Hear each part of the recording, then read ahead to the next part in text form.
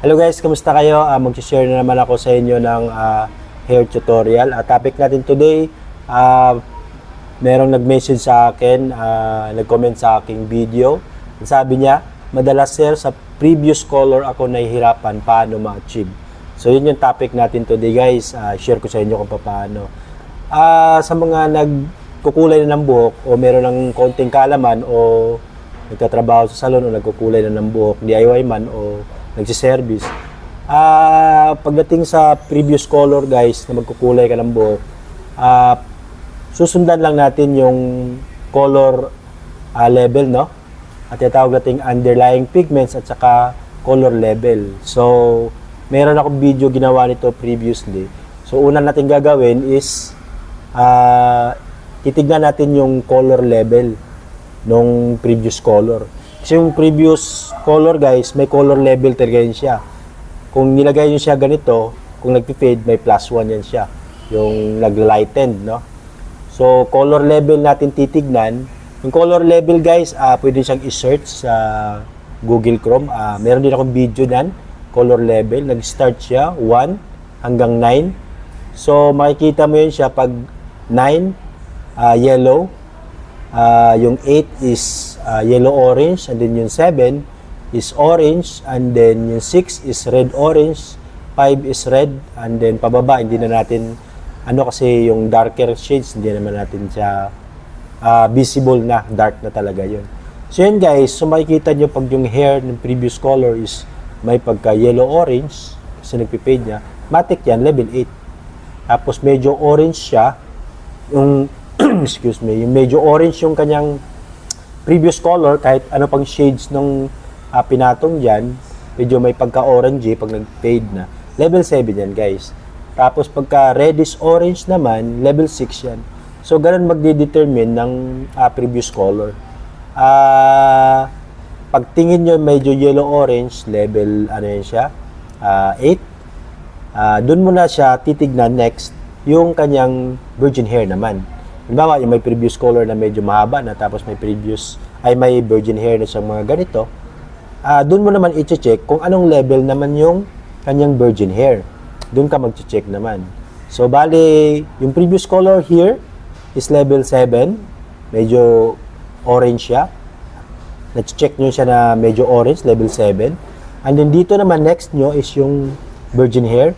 Pag titignan nyo siya, pag level 3, usually kasi sa Asian, level 2, 3 lang ang ating natural hair color, no? Level ng ating hair color. Pag level 3, doon mo na siya masusundan kung anong oxidizing lotion naman ang gagamitin.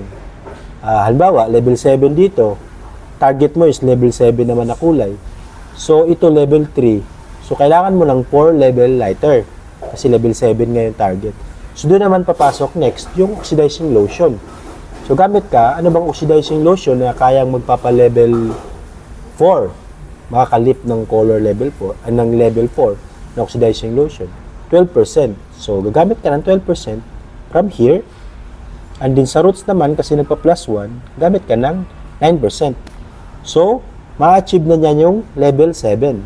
And then, yung previous color dito guys, kasi level 7 siya, tone on tone, pwede kang gumamit ng level 6. Ito 6% sa previous color. Ito same formula to same color to ng gusto mong ma-achieve. Halimbawa, level 7 ng gold o level 7 ng beige. So yun, level 7 ang ginagamit nating pangkulay, no? Level 7. So ito level 7, 12%, and then ito first yung applyan itong virgin hair kasi kailangan natin ma-lighten kasi ito light na level 7 na siya.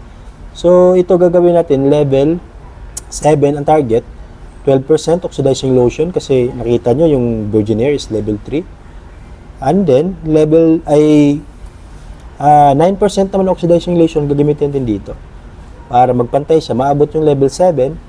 And then dito kung natira, yung previous color, kasi level 7 na siya. Nasa level 7 yung light niya. Magdi-deposit ka na ng kulay. Gamit ka, 6% oxidizing lotion. Kasi hindi siya magda-dark, hindi din siya magla-light. So yun guys, ganun lang siya kasimple gagawin yung pagkukulay na may previous color, no? Kahit anong level, basta kakabisaduhin nyo lang yung tinatawag nating underlying pigments or yung color level niya. Kasi pag nakabisado mo talaga yung underlying pigments, guys, pag isang tingin mo pa lang, as ako, isa akong masasabing professional hairdresser, pagpasok pa lang ng kliyente o kahit sino man, pag tingin ko pa lang yung previous color, basa ko na yan. Yun nga, yellow, o pale yellow, yung mga naka-ash. Pale yellow yan, level 10, mostly. Tapos level 9, dun siya naglalaro. So, pag may previous color ka na medyo dark, tapos level 9, hindi mo yan ma-achieve. Matic yan, kailangan siya mag-bleach. Lalo na pag mga dark, yung ganitong virgin hair, tapos dito is yellow-yellow na.